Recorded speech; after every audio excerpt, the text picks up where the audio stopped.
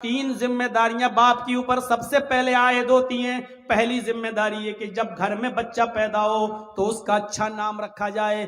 دوسری ذمہ داری باپ کے اوپر یہ عائد ہوتی ہے کہ جب وہ 7 دن کا ہو تو اس کا عقیقہ کیا جائے۔ تیسری ذمہ داری باپ کے اوپر یہ عائد ہوتی ہے کہ جب اس کا بیٹا بالغ ہو جائے تو اس کی دیندار اور شریف گھرانے میں اس کا نکاح کر دیا جائے۔ یہ 3 ذمہ داری باپ کے اوپر بھی عائد ہوتی ہے۔ حضرت عمر فاروق کے پاس ایک شخص آتا ہے۔ حضرت عمر فاروق کے پاس ایک صحابی آتے ہیں اور کہتے ہیں کہ امیر المومنین میرا بیٹا دن پہ دن نالائق ہوتا جا رہا ہے، دن پہ دن میرا بیٹا نافرمان ہوتا جا رہا ہے، اس کو آپ بلائیے اور اس کو سمجھائیے۔ سنو، حضرت عمر نے کہا اچھا بلاؤ بیٹے کو۔ بیٹے کو بلایا گیا۔ حضرت عمر نے کہا یہ تمہارے باپ ہیں؟ ہاں۔ خوب ڈانٹا، شرم نہیں آتی؟ اس عمر میں اپنے باپ کو ستاتے ہو، نافرمانی کرتے ہو، اپنے باپ کا دل نہیں رکھتے ہو، اپنے باپ کا کام نہیں کرتے ہو۔ پورا ڈانٹ چکے اور جب تھک گئے ڈانٹ ڈانٹ کر حضرت عمر، تب بیٹا بولا امیر المومنین اگر سمجھا چکے ہوں تو میں کچھ بولوں؟ کہاں بولو کیا ہے، اب میری بھی کچھ سنیں گے؟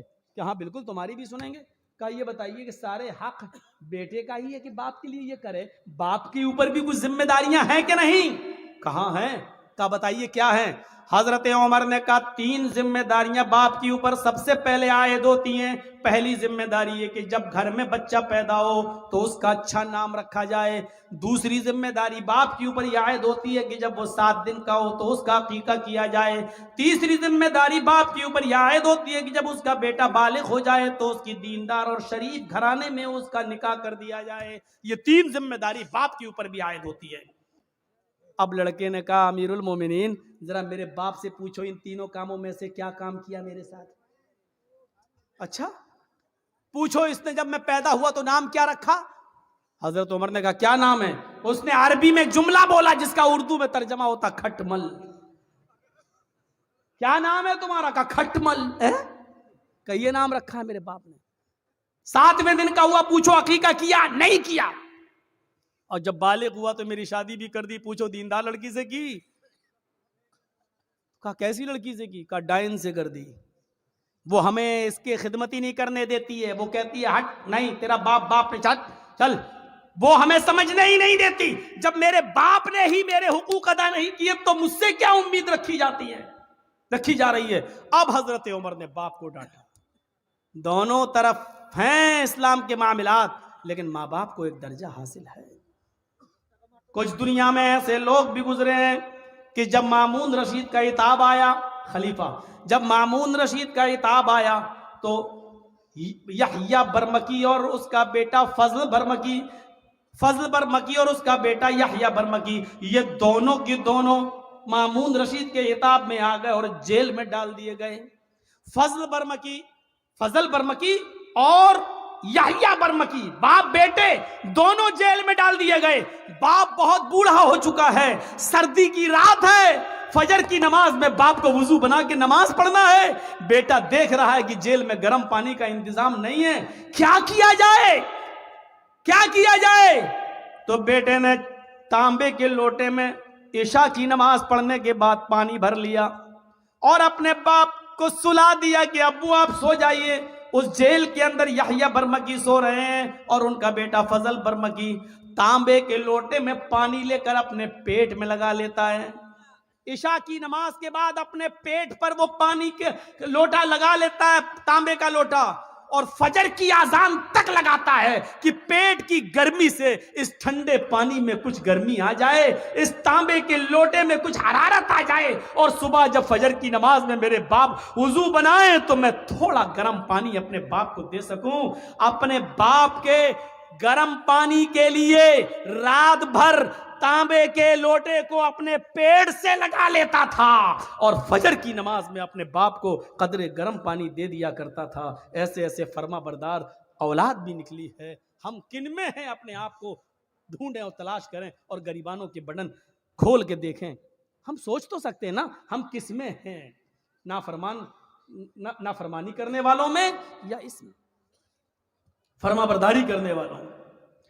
وَقَضَىٰ رَبُّكَ أَلَّا تَعْبُدُوا إِلَّا إِيَّاهُ وَبِالْوَالِدَيْنِ إِحْسَانًا، اللہ کے علاوہ عبادت کسی کی نہیں، اور عبادت کے فوراً بعد ماں باپ کے ساتھ احسان کرو. وَبِالْوَالِدَيْنِ احسانہ. میں بڑے تعجب میں تھا کہ اللہ نے یہاں پر احسان کیوں کہا ہے. احسان کے اندر ہر نیکی شامل ہے. یہ نہیں کہا اللہ تعالیٰ نے کہ ماں باپ کے ساتھ ان کی بیماری میں اچھا سلوک کرو. یہ نہیں کہا. یہ نہیں کہا کہ ان کو کھلاؤ. یہ نہیں کہا, کیونکہ اگر کہہ دیتا کھلاؤ تو ایک ہی معنی ہوتا. لیکن اللہ نے کیا کہا, وَبِالْوَالِدَيْنِ احسانہ. احسان کرو. احسان کا مطلب اگر ان کو دوا کی ضرورت ہے تو دوا لا کر دو. اگر وہ کمر کے درد کے شکار ہے, بستر پہ لیٹے رہتے ہیں, انہوں نے کہا کہ بیٹے مجھے ذرا باہر بیٹھنے کا دل کر رہا ہے, تو اپنی پیٹھ پر لاد کر ان کو گھر کے باہر ان کو ہوا کھلاؤ, بٹھاؤ. اگر ان کا دل کہتا ہے کہ بیٹے مجھے فلاں جگہ لے کے چلو, تو ان کو اپنے کاندھے پہ اٹھا کر ادھر بھی لے کے جانا پڑے گا. نیکی, احسان میں ہر نیکی شامل ہے. ہر نیکی, جس چیز کی بھی ضرورت ہے. حضرت عمر فاروق نے ایک صحابی کو, ایک شخص کو دیکھا کہ وہ خانہ کعبہ کا طواف کر رہا ہے اور اس نے اپنی ماں کو اپنے کاندھے پر اٹھا رکھا ہے. حضرت عمر فاروق نے اس کو دیکھ کر مسکرایا, فرمایا تم نے جنت کما لی. تم اپنی ماں کو طواف کرا رہے ہو اس حال میں کہ تمہاری ماں لنگڑی ہے اور آنکھوں سے اندھی ہے. تم نے اپنی ماں کو طواف کرایا, اپنی گود میں لاد کر اس کو خانہ کعبہ کا طواف کرا رہے ہو. تم نے جنت کما لی. اپنی ماں کو طواف کرانے والا صحابی کیا کہتا ہے, امیر المومنین کیا میں نے اپنی ماں کا حق ادا کر دیا؟ میں اپنی ماں کا پیشاب پائخانہ دھوتا ہوں کیونکہ آنکھوں سے اندھی ہے, پیروں سے لنگڑی ہے. میں اپنے ماں کا پیشاب پائخانہ صاف کرتا ہوں, اس کے کپڑے بھی دھوتا ہوں. میری ماں نے تب عمرہ کرنے کی غرض سے مجھ سے گزارش کی ہے, تو میں نے اس کا طواف کرایا اور اپنے کاندھے پر لاد کر اس کو طواف کرا رہا ہوں. کیا میں نے اپنی ماں کا حق ادا کر دیا؟ حضرت عمر مسکرا کر کہتے ہیں اپنی ماں کے حق کی ادائیگی کی بات کرتا ہے. تیری ماں جب تجھے پیدا کر رہی تھی, تجھے جن رہی تھی, تجھے اپنے پیٹ سے باہر نکال رہی تھی, اور اس کو جنتے وقت پیدا کرتے ہوئے جو تکلیف ایک عورت کو ہوتی ہے, جب اس کو وہ تکلیف ہو رہی تھی اور اس کے منہ سے جب پہلی چیخ نکلی آہ, جب تو اپنے ماں کے پیٹ سے باہر آ رہا تھا اور درد کی وجہ سے جب تیری ماں کرائی, چلائی, اس نے کتنی چیخیں ماری ہیں مجھے پتا نہیں, اس نے کتنی آوازیں دی ہیں مجھے پتا نہیں, لیکن درد کی پہلی آواز جو اس کے منہ سے نکلی, آئے میرے دوست ابھی تو نے اپنی ماں کی اس پہلی آواز کا بھی حق ادا نہیں کیا. اس کی پوری زندگی کا تو حق کیا ادا کرے گا؟ ابھی تو نے اپنی ماں کے پیدا کرتے وقت ہونے والی تکلیف کی پہلی درد کی آواز کا بھی حق ادا نہیں کیا. آدمی اپنی ماں کے لیے کتنا بھی کر لے لیکن اپنی ماں کا حق ادا نہیں کر سکتا ہے. نہیں, ممکن ہی نہیں ہے کہ وہ اپنی ماں کا حق ادا کر لے. تو دوسری چیز وَلَا تَعُقَّنَّ وَالِدَيْكَ وَإِنْ أَمَرَاكَ أَن تَخْرُجَ مِنْ أَهْلِكَ وَمَالِكَ. تیسری چیز پر نظر ڈالیے گا, ہمارے معاشرے کے اندر یہ عام ہو چکی ہے. وَلَا تَتْرُكَنَّ صَلَاةً مَكْتُوبَةً مُتَعَمِّدًا فَإِنَّ مَنْ تَرَكَ صَلَاةً مَكْتُوبَةً مُتَعَمِّدًا فَقَدْ بَرِئَتْ مِنْهُ ذِمَّةُ اللَّهِ. اے معاذ, فرض نماز کبھی بھی قصداً جان بوجھ کر مت چھوڑنا. فرض نماز کیا بولوں, کہاں سے شروع کروں اور کہاں پہ ختم کروں. نماز کے سلسلے میں ہماری سوسائٹی اور ہمارا سماج کیا ہے. سماج کے اندر بہت جلدی میٹنگ ہو جاتی ہے, فلاں لڑکی کو فلاں لڑکے نے گاؤں میں چھیڑا ہے, پنچایت بیٹھ جاتی ہے اتنا روپیہ جرمانہ دو یا شادی, سزا متعین ہو جاتی ہے, پنچایت بیٹھ جاتی ہے. واہ رے گاؤں کے پنچایتیوں, مبارکبادی کے لائق ہو تم.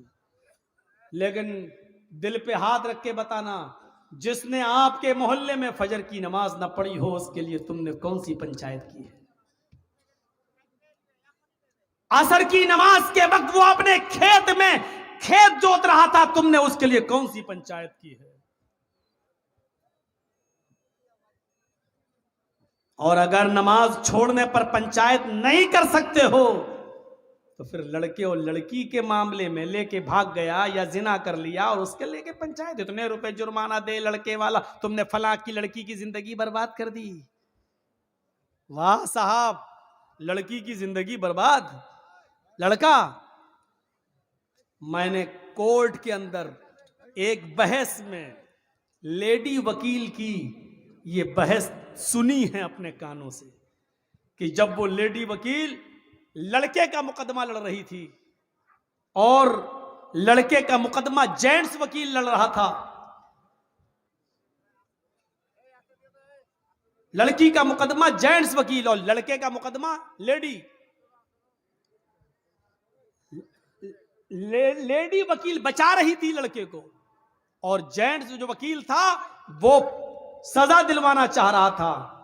तो उस वकील ने, जो लेडी थी, वो सुई लेकर आई थी, सुई और धागा, और उसने कहा जज साहब देखिए ये धागा मैं सुई में डाल रही हूं।